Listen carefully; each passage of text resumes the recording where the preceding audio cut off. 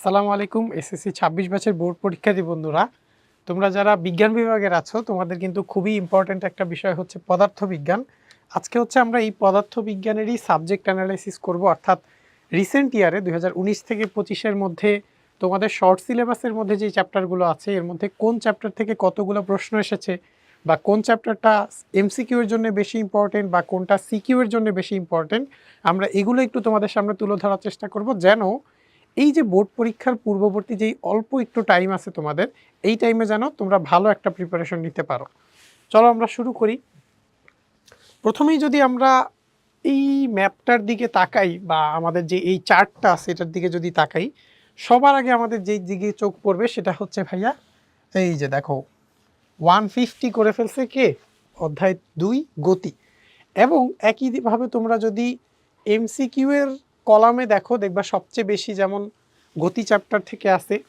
প্রত্যেকটা কলাম যদি দেখো ক খ গ ঘ, ক খ গতে কিন্তু গতি ফার্স্ট, শুধুমাত্র ঘতে কিন্তু এই চ্যাপ্টার 4-এর কাছে গতি চ্যাপ্টারটা একটু অল্প ব্যবধানে পিছায় আছে। অর্থাৎ আমরা বলতে পারি আমাদের মোস্ট ইম্পর্টেন্ট চ্যাপ্টার আনডাউটেডলি কিন্তু গতি চ্যাপ্টার। অর্থাৎ চোখ বন্ধ করে সবাই কিন্তু আমরা এই চ্যাপ্টারটা ইম্পর্টেন্স মানে সবচেয়ে বেশি এটা স্বীকার করব। তার মানে এখান থেকে কি দাঁড়াচ্ছে ভাইয়া, আমাদের যাদের এই চ্যাপ্টারটা একটু ল্যাকিংস আছে বা আমাদের যাদের এই চ্যাপ্টারটা ধরো খুব বেশি ভালো মতো পড়া হয় নাই, তাদের কিন্তু ল্যাকিংসটা ফিল আপ করা লাগবে। এবং বোর্ড পরীক্ষায় কিন্তু অবশ্যই এই চ্যাপ্টার থেকে একটা কিংবা ক্ষেত্র বিশেষে 2টা চ্যাপ্টার থাকতে পারে। কারণ দেখো চ্যাপ্টার কিন্তু আছে 1 2 3 4 5 6 7, হয়তো 2টা বা কোনো ক্ষেত্রে 1.5টা এরকম কোয়েশ্চেন থাকবে। আমাদের অবশ্যই এটার ভালো প্রিপারেশন নিতে হবে। এরপর যদি আমরা গুরুত্বের দিকে তাকাই, দেখব চ্যাপ্টার 4 বা চ্যাপ্টার 7 যেটা, এই দুইটা কিন্তু ইম্পর্টেন্স বেশ ভালো। চ্যাপ্টার 4 7 8 অর্থাৎ এগুলার কিন্তু ইম্পর্টেন্স ভালো বেশি। আমরা যদি 2 নাম্বার বলতে চাই, চ্যাপ্টার 4 থাকবে 2 নাম্বারে। রিজন হচ্ছে দেখো এখান থেকে এমসিকিউ আছে খুব ভালো পরিমাণে, সিকিউ এর ক খ গ ঘ সবগুলোই ভালো অ্যামাউন্টে আছে। স্পেশালি ঘ নাম্বার কিন্তু সবচেয়ে বেশি চ্যাপ্টার 4 থেকে থাকে। তারপর যদি আমরা দেখি, তারপর কিন্তু থাকবে চ্যাপ্টার 7 চ্যাপ্টার 8, এগুলা কিন্তু 3 4-এ থাকবে। আমরা যদি একটু র্যাঙ্কিং করতে চাই, আমরা বলতে পারি চ্যাপ্টার 7 হবে 3, চ্যাপ্টার 8 হবে 4, অর্থাৎ এদের ইম্পর্টেন্স অনেকটা সিমিলার স্টেজে। তারপর যদি আমরা যাই, দেখব চ্যাপ্টার 1 থেকেও ভালো কোয়েশ্চেন আসছে, 3 থেকেও আসছে, 10 থেকে একটু কম আসছে। তোমাদের একটু জানায় রাখি, 10 থেকে আপাত দৃষ্টিতে কোয়েশ্চেন একটু কম মনে হইলেও এই চ্যাপ্টারের ইম্পর্টেন্স কম এমন কিন্তু বলা যাবে না। এই চ্যাপ্টার থেকে প্রশ্ন একটু কম আসছে, রিজন হচ্ছে 2019 থেকে 25-এর মধ্যে অনেকগুলো বছর কিন্তু শর্ট সিলেবাসে এক্সাম হয়েছে। স্পেশালি 20-এর পর থেকে 21 22 23 24 এই বছরগুলোতে কিন্তু শর্ট সিলেবাসে পরীক্ষা হয়েছে। ওই শর্ট সিলেবাসের মধ্যে কিন্তু চ্যাপ্টার 10 ছিল না। এই কারণে আমাদের আপাত দৃষ্টিতে মনে হচ্ছে এই চ্যাপ্টার থেকে প্রশ্ন অনেক কম। বাট এই চ্যাপ্টারের ইম্পর্টেন্স কিন্তু একদম তলানিতে বলা যাবে না। এটার ইম্পর্টেন্স কিন্তু অধ্যায় 1-এর চেয়ে বেশি সিকিউ এর জন্যে। অধ্যায় 1 থেকে দেখো ভালো অ্যামাউন্টের প্রশ্ন আসছে, 3 থেকেও, অর্থাৎ আমরা এর পরে কিন্তু 1 3 এবং 10-কে রাখতে পারি। যেহেতু তোমাদের এটা 7টা চ্যাপ্টার, 7টা সিকিউ থাকবে, প্রত্যেকটা চ্যাপ্টার থেকেই তো এমসিকিউ থাকবেই। আর বলতে পারো প্রত্যেক চ্যাপ্টারই কিন্তু সিকিউতে কিছু পরিমাণ টাচ থাকবে। কারণ যখন হচ্ছে চ্যাপ্টার আরও বেশি থাকে, অর্থাৎ 12-13টা চ্যাপ্টার থাকে, তখন কিন্তু কোনো চ্যাপ্টার সিকিউ থেকে বাদ যায়। বাট এবার কিন্তু তোমাদের কোনো চ্যাপ্টারই বাদ যাবে না। হয়তো এমন হতে পারে গতি থেকে 1.5টা থাকবে আর চ্যাপ্টার 1 থেকে অর্ধেক থাকবে, এরকম হইতে পারে। কিন্তু চ্যাপ্টার 1 থেকে কিন্তু কিছু না কিছু অংশ থাকবেই সিকিউতে। তো মোটামুটি আমরা এখান থেকে যেটা বুঝলাম, ভাই আমাদের চ্যাপ্টারের ইম্পর্টেন্স কোনটায় সবচেয়ে বেশি, সেটা হচ্ছে গতি। তারপর হচ্ছে ভাইয়া কাজ ক্ষমতা শক্তি, এরপর আমাদের তরঙ্গ, আলোর প্রতিফলন, এগুলা সিমিলার স্টেজে আছে। তারপর থাকবে বল, তারপর স্থির তড়িৎ এবং শেষে হচ্ছে ভৌত রাশি এবং তাদের পরিমাপ, কারণ এটা থেকে এমসিকিউ অনেক বেশি থাকে। এখন আমরা ভাইয়া ওভারঅল তো একটা ওভারভিউ দেখলাম, আমরা এখন জানতে চাচ্ছি ভাইয়া একটা চ্যাপ্টারের ভিতরে কোন টপিকগুলো ইম্পর্টেন্ট বেশি। কারণ একটা চ্যাপ্টারে তো অনেকগুলো টপিক থাকে। লেটস সে গতি চ্যাপ্টারের মধ্যে তো অনেকগুলো টপিক আছে, পরন্ত বস্তুর সূত্র আছে, লেখচিত্রগুলো আছে, কোনটার ইম্পর্টেন্স একটু বেশি হবে, চলো আমরা সেগুলো একটু দেখার চেষ্টা করব। প্রথমেই আমরা দেখব যে ভাইয়া এই যে টপিক 1 চ্যাপ্টার 1-এর ক্ষেত্রে ভৌত রাশি, উপসর্গ, একক, মাত্রা। তোমরা জানো এটা থেকে কিন্তু সিকিউ গ ঘতে আসার মতো কোনো কিছু নাই, সর্বোচ্চ বরং ক খ আসতে পারে। সেটা দেখো বেশ ভালো অ্যামাউন্টে আসছে। আর এমসিকিউ কিন্তু খুব বেশি আসছে, অর্থাৎ আমরা বলতেই পারি চ্যাপ্টার 1 থেকে যদি এমসিকিউ আসে আমাদের হচ্ছে এই পদার্থবিজ্ঞানের যেই ইতিহাস আছে একই সাথে উপসর্গগুলো আছে, অর্থাৎ কিলো, মেগা, গিগা, টেরা, মিলি, মাইক্রো, ন্যানো, ওইগুলা থাকবে। এবং একক ও মাত্রা, বিভিন্ন রাশির একক লাগবে, বিভিন্ন রাশির মাত্রা লাগবে, এইগুলা কিন্তু বেশ ভালো অ্যামাউন্টে আসে। অর্থাৎ আমরা বলতেই পারি এমসিকিউ এর জন্য এককভাবে দেখবা যে সবচেয়ে বেশি এমসিকিউ কিন্তু এটা থেকেই আসছে। দেখবা অন্য কোনো চ্যাপ্টারেই খুব বেশি এমসিকিউ কোনো একটা টাইপ স্পেসিফিক থেকে এত বেশি রেয়ারলি আসছে।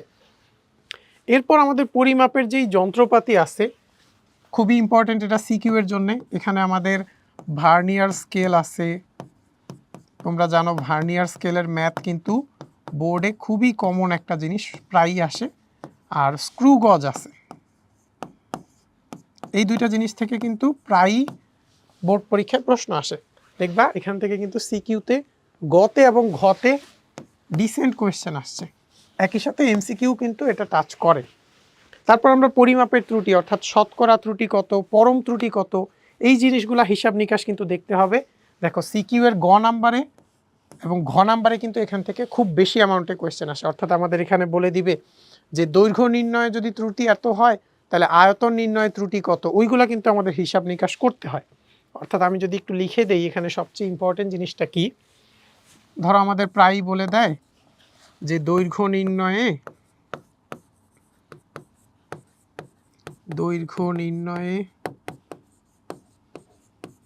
ত্রুটি x%, কোন একটা ঘনকের ক্ষেত্রে, হ্যাঁ, দৈর্ঘ্য নির্ণয়ে ত্রুটি x%, তবে হচ্ছে আয়তন নির্ণয়ে ত্রুটি কত,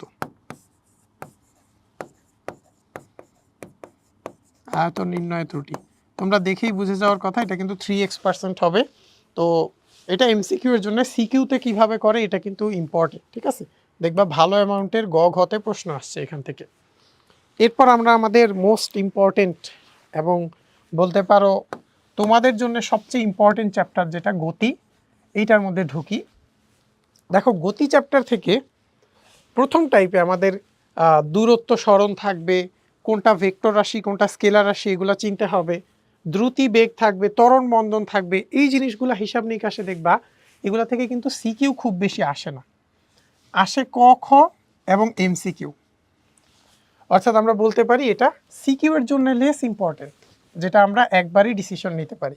এরপর গতির সমীকরণ, অর্থাৎ গতিতে আমাদের যেই সমীকরণগুলো আছে v equals to u plus at, s equals to ut plus half at square, এরকম আরও দুইটা সমীকরণ আছে। এই সমীকরণগুলো ইউজ করে যদি দেখো দেখবে এখান থেকে এমসিকিউও আসে অনেক ভালো, এবং গ ঘতে তো খুব বেশি, এখান থেকে ক খ আসে না। অ্যাকচুয়ালি ক খ আসার মতো কোনো উপাদানই নাই এখানে, কারণ এখানে সূত্র। পরন্ত বস্তু থেকে যদি দেখো এখানে গ্যালিলিওর আমাদের 3টা সূত্র আছে, ওই সূত্রগুলো ব্যবহার করে এমসিকিউ মোটামুটি আসে, অন্যগুলোর তুলনায় অনেক কম।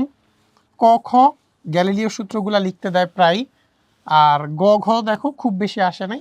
অর্থাৎ আমরা বলতে পারি যে গতির সমীকরণের তুলনায় কিন্তু পরন্ত বস্তুর ইম্পর্টেন্সটা বেশ কম।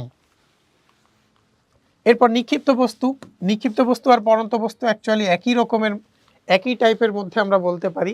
এখান থেকেও দেখো গ ঘ কিন্তু একটু কম আসছে আগের তুলনায়। এরপর দেখো ঘয়ের জন্য সবচেয়ে ইম্পর্টেন্ট বা এমসিকিউ এর জন্য লেখচিত্র।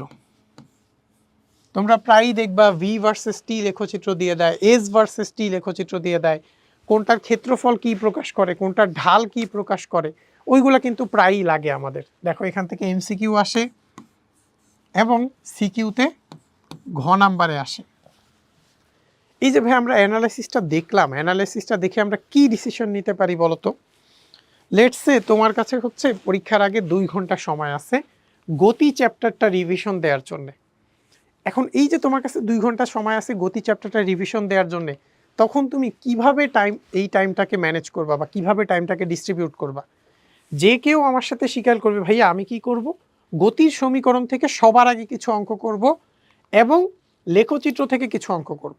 অর্থাৎ আলটিমেটলি লেখচিত্রর ভিতরেই তো গতির সমীকরণ ব্যবহার করা লাগে। তুমি যদি লেখচিত্র থেকে 8-10টা অঙ্ক প্র্যাকটিস করো তখন কি হবে, তোমার গতির সমীকরণ আলটিমেটলি প্র্যাকটিস হয়ে যাবে। এবং তোমরা সবাই স্বীকার করবা যেহেতু ঘতে মার্ক বেশি, দেখো গতে মার্ক থাকে 3, ঘতে থাকে 4, আর খতে মার্ক কিন্তু তার তুলনায় কম। যদিও এখন তোমাদের সংক্ষিপ্ত প্রশ্ন আছে, সেটার হিসাব আলাদা। ঘতে মার্ক যেহেতু বেশি, সবাই স্বীকার করবে ভাইয়া আমি আগে হচ্ছে যেহেতু রিভিশন দিচ্ছি, আমার আগে ঘগুলো একটু প্র্যাকটিস করা দরকার। অর্থাৎ আমি সবার আগে গতির সমীকরণ লেখচিত্রগুলো প্র্যাকটিস করব। এরপর আমি পরন্ত নিক্ষিপ্ত বস্তুর কিছু সিকিউ প্র্যাকটিস করব। তারপর শেষে কি করব, শেষে আমি হচ্ছে একটু সংজ্ঞাগুলা দেখে যাব। তাতে আমার কি হবে, ওভারঅল এমসিকিউও কভার হয়ে যাবে, সংজ্ঞাগুলাও কভার হয়ে যাবে। বুঝতে পারছো? কারণ আমরা জানি এমসিকিউতে কিন্তু অনেক ক্ষেত্রে ম্যাথ দেয়। তো তুমি যদি সিকিউ এর জন্য গতির সমীকরণ প্র্যাকটিস করো, তুমি এমসিকিউও কিন্তু সব অ্যান্সার করতে পারবা। আশা করি সবাইকে বুঝাইতে পারছি যে ভাই আমরা সাবজেক্ট অ্যানালাইসিসটাকে কিভাবে ব্যবহার করব। কারণ অনেকে কিন্তু ভাবে যে ভাইয়া এই চার্টটা একটা ইউজলেস চার্ট বা এটার খুব বেশি ব্যবহার নেই, শুধু সংখ্যা লেখা। বাট যারা এটাকে স্মার্টলি ইউজ করতে পারে তারা কিন্তু এখান থেকে গেইনার হয়। আচ্ছা চলো আমরা এরপর পরের চ্যাপ্টারে যাই, অর্থাৎ বল চ্যাপ্টারে যদি আমরা দেখি, বল চ্যাপ্টারে একইভাবে দেখবা ভাইয়া আমাদের নিউটনের যেই প্রথম সূত্র আছে ভরবেগ এবং সংঘর্ষ, খুবই ইম্পর্ট্যান্ট একটা টাইপ সিকিউ এর জন্য। দেখবে এখান থেকে সিকিউতে বেশ ডিসেন্ট অ্যামাউন্টের প্রশ্ন আসছে, ঘতে এমসিকিউও আসছে এবং একই সাথে আমাদের যেই খ আছে অর্থাৎ জ্ঞানমূলক অনুধাবনমূলক সেখানেও আসছে। আর অনুধাবনমূলকটাই কিন্তু তোমাদের সংক্ষিপ্ত প্রশ্ন, ঠিক আছে? তাই তোমরা সংক্ষিপ্ত প্রশ্ন বলতে যেটা, ওইটা আলটিমেটলি অনুধাবনমূলকেই বুঝে নিবা। কারণ তোমাদের তো এখন আলাদা করে মেবি সংক্ষিপ্ত প্রশ্নও লেখা লাগবে। আচ্ছা, এরপর হচ্ছে নিউটনের দ্বিতীয় সূত্র তৃতীয় সূত্র, এখান থেকে দেখবা কিন্তু খুব বেশি সিকিউ আসে না, ঘতে আসে না, আমাদের শুধু এমসিকিউ আর যেই ক আছে সেটা পড়লেই হবে। তারপর আছে মহাকর্ষ বল, মহাকর্ষ বল থেকে দেখবা অ্যাকচুয়ালি প্রশ্ন সিকিউ এর ঘতে আসেই না। তাই আমরা এই দুইটাকে টাইপকে বলতে পারি ঘ এর জন্য less important, CD less important. এই দুইটা বেশি ইম্পর্টেন্ট কার জন্য, এমসিকিউ আর ক এর জন্য। আচ্ছা, এরপর যুক্ত বস্তুর ত্বরণ, সেটাও আমরা দেখতেছি। নর্মালি যুক্ত বস্তুর ত্বরণ থেকে আমরা যারা একটু অ্যাডভান্সড পড়াশোনা পছন্দ করি যুক্ত বস্তুর ত্বরণ দেখি, বাট বোর্ড এক্সামে যেহেতু এটা আসে না, তাই যুক্ত বস্তুর ত্বরণ একেবারেই বোর্ডের জন্য কম ইম্পর্টেন্ট বলা যায়। তাই আমরা এই টপিক মনে করো যারা এক্সামের আগে রিভিশন দিতে চাচ্ছি তারা চাইলে এই টাইপটা পুরোপুরি স্কিপ দিতে পারি। কারণ এখান থেকে তোমরা দেখতেই পাচ্ছ এমসিকিউও আসে না, খতেও আসে না, শুধু ঘতে দুইবার প্রশ্ন আসছে, যেটা কিন্তু 7 বছরের তুলনায় বেশ কম। আর এরপর ঘর্ষণ বল, এখান থেকে প্রায়ই প্রশ্ন থাকে। দেখো এমসিকিউতেও আছে, সিকিউতেও, খতেও ভালো অ্যামাউন্ট, ঘতেও ভালো অ্যামাউন্ট। আশা করি আমরা চ্যাপ্টার 3টা বুঝতে পারছি সবাই যে কিভাবে আমরা এটাকে অ্যাপ্রোচ নিব। চ্যাপ্টার 4 খুবই ইম্পর্ট্যান্ট একটা চ্যাপ্টার, স্পেশালি আমাদের সিকিউ এর জন্যে।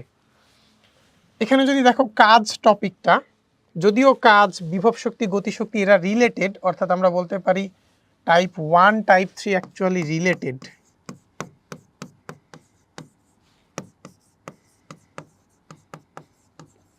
টাইপ 1 টাইপ 3 খুবই রিলেটেড। এই জন্য দেখবা এখান থেকেও সিকিউতে নর্মালি কি করে, ক খ কাজ থেকে দেয় আর ঘ দেয় বিভব শক্তি গতিশক্তি থেকে। এই জন্য দেখো বিভব শক্তি গতিশক্তি থেকে ঘতে সবচেয়ে বেশি প্রশ্ন আসছে, 40টা। এখান থেকে নর্মালি ক খতেও আসে, এমসিকিউও খুব ভালো অ্যামাউন্টে আসে, কাজ টপিক থেকেও আসে। শক্তির বিভিন্ন উৎস, নবায়নযোগ্য, অনবায়নযোগ্য, এগুলো নর্মালি এমসিকিউতে আসে, ঘ এর জন্য ইম্পর্টেন্ট না, একেবারেই ইম্পর্টেন্ট না। আচ্ছা, এরপর আমাদের যেই ভর শক্তির সম্পর্ক আছে E = mc², এই সূত্রটা মোটামুটি আমরা সবাই জানি। এইটা থেকে কিন্তু দেখো ডিসেন্ট অ্যামাউন্টের কোয়েশ্চেন আসছে, এমসিকিউও ভালো আসে। ক্ষমতা কর্মদক্ষতা মোস্ট ইম্পর্টেন্ট, ঠিক আছে? গতিশক্তি বিভব শক্তির পরেই এটা ইম্পর্টেন্ট। এখান থেকে বিভিন্ন ইঞ্জিনের কর্মদক্ষতা বের করতে দেয়, দুইটা ইঞ্জিনকে কম্পেয়ার করতে দেয় যে কোনটা আমরা ইউজ করলে বেশি লাভবান হব, আমাদের কর্মদক্ষতা থেকে ডিসিশন নেওয়া লাগে। দেখো এটা কিন্তু ভালো অ্যামাউন্টের কোয়েশ্চেন আসছে। এমসিকিউ যদিও একটু কম, বাট সিকিউ এর জন্য খুবই ইম্পর্টেন্ট। আচ্ছা, এরপর আমরা তরঙ্গ ও শব্দ চ্যাপ্টারটা দেখি, চ্যাপ্টার 7। এখানে প্রথমে আমাদের আছে টাইপ 1-এ কি সরল ছন্দিত স্পন্দন গতির পরিচয়, অর্থাৎ সরল ছন্দিত স্পন্দন গতি কোথায় আমরা পাই এবং আমাদের ত্বরণ সরণের সমানুপাতিক ও বিপরীতমুখী এই সম্পর্ক। এখান থেকে যদি দেখো খুব বেশি প্রশ্ন কিন্তু আসে না, এমসিকিউতেও না অন্যগুলাতেও না, তাই আমরা এটাকে বলতে পারি খুবই লেস ইম্পর্টেন্ট একটা টপিক।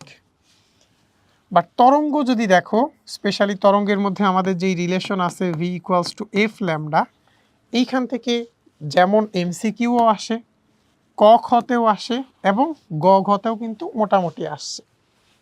শব্দ তরঙ্গতে শব্দ তরঙ্গের বেগ নির্ণয়, স্পেশালি যেখানে আমরা v1/v2 ইকুয়ালস টু √T1/T2 সম্পর্ক ইউজ করি, টেম্পারেচার আমরা কেলভিনে বসাই, ওই ধরনের রিলেশন থেকে কিন্তু এমসিকিউও আসে, ক খতেও আসে, গ ঘতেও আসে। তাই আমাদের এখানে কিন্তু এটা খুবই খুবই ইম্পর্টেন্ট টাইপ। ওকে, এরপর প্রতিধ্বনি প্রত্যেকটা সিকিউতে কিন্তু থাকেই, প্রত্যেকটা সিকিউতেই কিন্তু একটা লোক একটা দেয়াল থেকে কিছুটা দূরত্বে থাকে, বলে যে প্রতিধ্বনি শুনবে কিনা। অর্থাৎ আমরা যখন এই চ্যাপ্টারটা প্র্যাকটিস করব, আমাদের অ্যাপ্রোচ যেন এমন হয় যে আমি শব্দ তরঙ্গ প্র্যাকটিস করব, তাহলে আলটিমেটলি আমার তরঙ্গও হয়ে যাবে। শব্দ তরঙ্গ তরঙ্গ আর প্রতিধ্বনি প্র্যাকটিস করব। দেখো শব্দ দূষণ থেকে প্রশ্ন আসে না, আবার সরল স্পন্দন গতি থেকেও তেমন প্রশ্ন আসে না। তাই পরীক্ষার আগে কিন্তু এই ধরনের যেগুলো লেস ইম্পর্টেন্ট তাতে আমরা খুব বেশি টাইম ইনভেস্ট করব না, টাইম ইনভেস্ট করব ইম্পর্টেন্টগুলোতে। দেখো সবচেয়ে বেশি গ ঘতে আসে। আচ্ছা, এরপর আলোর প্রতিফলন যেই চ্যাপ্টারটা, স্পেশালি এখানে আমাদের আলোর প্রতিফলন আসলেই কিন্তু মনে পড়ে অবতল দর্পণের যেই 6টা চিত্র, দর্পণের যেই রশ্মি চিত্র, দেখো আয়নার রশ্মি চিত্র, 3 ধরনের আয়না, ঠিক আছে, সমতল, উত্তল, অবতল, 3 ধরনের আয়নার রশ্মি চিত্র থেকে দেখো সিকিউ এর আমাদের যেই গ ঘ আছে সেখানেও ভালো প্রশ্ন আসে, এমসিকিউতেও প্রশ্ন আসে। কিন্তু এটা যেহেতু রিটেন এলিমেন্ট বা এমসিকিউ এলিমেন্ট, এটা থেকে কিন্তু ক খতে প্রশ্ন দেখো খুব কম আসে। রেদার প্রশ্ন ক খতে কাদের থেকে বেশি আসে? আয়না থেকে ক খতে প্রশ্ন বেশি, আলোর প্রতিফলন থেকে অনেক বেশি, আয়নার রশ্মি চিত্র থেকে কিন্তু খুব কম। এমসিকিউ যদি দেখো এই চ্যাপ্টারে কিন্তু মোটামুটি সবগুলাই ইকুয়ালি ডিস্ট্রিবিউটেড, যদিও এটা থেকে একটু বেশি, বাট আমরা বলতে পারি সবগুলাই কিন্তু ডিসেন্ট। অর্থাৎ এমসিকিউ এর জন্য আমাকে বুঝতে হবে এই চ্যাপ্টারটা আমাকে হোল পুরাটাই কিন্তু পড়তে হবে, অর্থাৎ আমি পুরাটাই গো থ্রু করব এমসিকিউ এর জন্য। আর সিকিউ এর জন্য স্পেশালি ক খতে প্রথম 2টা টাইপ বেশি ইম্পর্টেন্ট, 3 আর 4 কিন্তু লেস ইম্পর্টেন্ট। কিন্তু গ ঘতে যে আবার দেখো, গ ঘতে কিন্তু রশ্মিচিত্র, বিবর্ধন এগুলা বেশি ইম্পর্টেন্ট, ঠিক আছে। তারপর আমাদের স্থির বিদ্যুৎ যেই চ্যাপ্টার, এইটা আমাদের অনেকের মনে হইতে পারে যে ভাই এই চ্যাপ্টার থেকে প্রশ্ন অনেক কম আসছে, তার মানে এটা সবচেয়ে কম ইম্পর্টেন্ট। বাট আবারও বলি, আমি কিন্তু শুরুতেই এটা বলছিলাম যে এই চ্যাপ্টারটা কয়েক বছর কিন্তু শর্ট সিলেবাসে ছিল না, এই কারণে এখান থেকে প্রশ্ন কম। তার মানে কিন্তু এই না যে এখান থেকে তোমরা প্রশ্ন পাবা না, তোমরা কিন্তু এখান থেকে একটা প্রশ্ন পাবা। আর এই চ্যাপ্টারটা কিন্তু একটু সহজ, ঠিক আছে, স্ট্রেইট ফরওয়ার্ড প্রশ্ন করে অ্যান্সার করতে হয়, তাই এটা অ্যান্সার করা খুবই ওয়াইজ ডিসিশন। এখান থেকে আমরা যদি দেখি যে আসলে ইম্পর্টেন্ট টাইপ সিকিউ এর ক্ষেত্রে কোনগুলা, সিকিউ এর ক্ষেত্রে তোমাদেরকে আমি বলবো ভাইয়া তড়িৎ ক্ষেত্র, প্রাবল্য এবং ধারক, এই 2টা পার্ট হচ্ছে বেশি ইম্পর্টেন্ট সিকিউ এর জন্য। স্পেশালি এখান থেকে প্রশ্ন থাকে নিরপেক্ষ বিন্দু বের করার।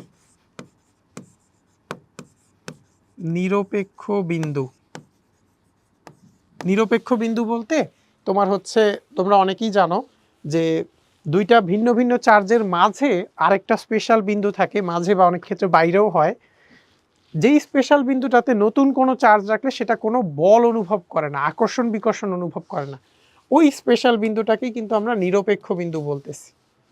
নিরপেক্ষ বিন্দু নির্ণয়ের ম্যাথ কিন্তু প্রায়ই আসে, ঠিক আছে, সেটা আমাদের পারতে হবে। আর তারপর এখান থেকে আর কি কি লাগে ভাইয়া, ধারকে দেখবা প্রশ্ন যদিও কম দেখতেছো, বাট এটা কিন্তু ইম্পর্টেন্ট। সিকিউতে গ ঘতেও আসছে, ক খতেও আসছে। ধারকের সংজ্ঞা খুবই ইম্পর্টেন্ট, ধারকের একক ফ্যারাডে, ব্যবহারিক একক বা আমরা বাস্তব জীবনে কোনটা বেশি ইউজ করি মাইক্রো ফ্যারাডে। এই প্রশ্নগুলো কিন্তু প্রায়ই আসে এমসিকিউতে ক খতে। তড়িৎ বিভব রিলেটেড এমসিকিউও দেখো মোটামুটি আসছে, ক খতে খুব বেশি আসে নাই কিন্তু গ ঘতে আসছে মোটামুটি। আধান আর বৈদ্যুতিক আবেশ এটা কিন্তু সিকিউ এর জন্য, সিডি এর জন্য ইম্পর্টেন্ট না, ঠিক আছে, নট ইম্পর্টেন্ট ফর সিডি। যদিও এখানে 3টা প্রশ্ন দেখতেছো, মানে আপাতপক্ষে দেখে মনে হবে আপাত দৃষ্টিতে যে ভাইয়া এইটার আর এইটার মনে হয় গ ঘ এর জন্য ইম্পর্টেন্স কাছাকাছি, বাট এখানে কিন্তু আসমান জমিনের তফাৎ, ঠিক আছে। তো এইটা কিন্তু সিডি এর জন্য একেবারেই ইম্পর্টেন্ট না। চার্জ আর বৈদ্যুতিক আবেশ যদি আসে কিছু কিছু ক্ষেত্রে কতগুলো ইলেকট্রন আছে এটা একটু বের করতে দেয়। যদি একান্তই আসে তোমাদের একটা জিনিসই আসবে, সেটা হচ্ছে কতগুলো ইলেকট্রন আছে।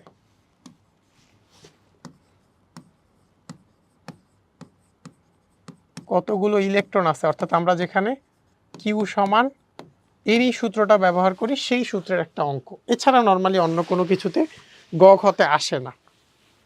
আর এমসিকিউ যদি দেখো, এমসিকিউ এখান থেকে সবচেয়ে ইম্পর্টেন্ট, আর মোটামুটি বাকিগুলো আছে। ক খ এর জন্যে পুরো চ্যাপ্টারই কিন্তু মোটামুটি ইম্পর্টেন্ট। তাই আমরা এখান থেকে যা যা বুঝলাম যে আসলে আমরা কোন চ্যাপ্টারে কতটুকু টাইম দিব, যেটা শুরুতেই আমরা যেই চার্টটা দেখছি এই চার্টটা কিন্তু খুবই খুবই ইম্পর্টেন্ট। আসলে আমরা কোন চ্যাপ্টারে কতটুকু টাইম ইনভেস্ট করব বা কোনখান থেকে আমরা কতগুলো ম্যাথ প্র্যাকটিস করতে হবে। যেমন গতি চ্যাপ্টার থেকে তুমি যদি দেখো, গতি চ্যাপ্টার থেকে তোমাকে বেশি অঙ্ক প্র্যাকটিস করতে হবে, কাজ ক্ষমতা শক্তি থেকে বেশি অঙ্ক প্র্যাকটিস করতে হবে, কারণ এখান থেকে প্রশ্ন বেশি আসে তুলনামূলক। ধরো আলোর প্রতিফলনের থেকে ওইগুলার ইম্পর্টেন্সটা বেশি, প্র্যাকটিসও করতে হবে বেশি। আর এগুলাই কিন্তু টাইপ, ম্যাথের মধ্যে কিন্তু তোমরা জানো অনেক রকমের অ্যাপ্রোচ নেওয়া লাগে, তো এইখানে কিন্তু ম্যাথের অ্যাপ্রোচেও ডিফারেন্স থাকে। তাই তুমি যত বেশি কোয়েশ্চেন প্র্যাকটিস করবা তোমার কিন্তু প্রিপারেশন ততই ভালো হবে। আর এমসিকিউ এর জন্য সাজেশন থাকবে, তোমরা পুরো চ্যাপ্টারটাই গো থ্রু করবা, কোয়েশ্চেন ব্যাংক থাকলে কোয়েশ্চেন ব্যাংকগুলো দেখবা, কারণ বোর্ডের এমসিকিউ কিন্তু দেখবা আলটিমেটলি বিগত বছরের যেই প্রশ্ন সেগুলোই বারবার রিপিট হয়। আর এমসিকিউ এর যেই অঙ্কগুলো থাকে সেগুলো জাস্ট ডেটাগুলো চেঞ্জ হয়, আর কিছুই কিন্তু চেঞ্জ হয় না। তো এই ছিল আমাদের মোটামুটি সাবজেক্ট যেই অ্যানালাইসিস, এটার ডিস্ট্রিবিউশন, আর আমরা মোটামুটি সবগুলো চ্যাপ্টার থেকেই ডিসকাস করার চেষ্টা করছি। যারা যারা ভিডিওটা দেখছো সবাইকে অনেক অনেক ধন্যবাদ। দোয়া করি তোমাদের বোর্ড পরীক্ষার যেই প্রস্তুতি চলতেছে সেটা যেন খুবই খুবই ভালো যায়, এবং তোমাদের যে আসন্ন বোর্ড পরীক্ষা সেটা যেন তোমরা সবাই ভালো মতো অ্যাটেন্ড করতে পারো এবং তোমাদের জন্য একটা ভালো রেজাল্ট করতে পারো। ধন্যবাদ সবাইকে, আসসালামু আলাইকুম।